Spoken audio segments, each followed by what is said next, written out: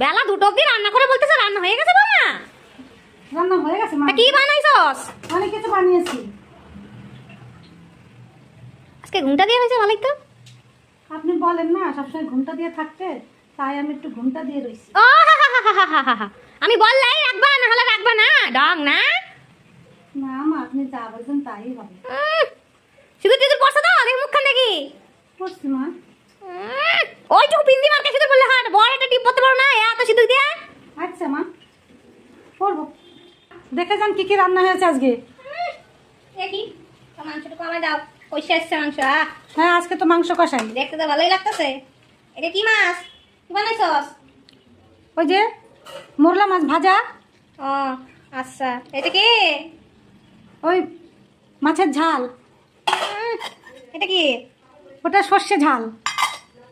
এটা একটু ডাল সেদ্ধ করেছি। এটা কি? খাবে তো ভাত? শুধু ভাত করছো? তাই আমি জিজ্ঞেস করলাম এটা কি, আমি কি জানি না ভাত। একটু তেজপাতা দিয়ে খাইলে ভালো লাগে না কষা মাংসের সাথে? আচ্ছা মা, কালকে দিবারে।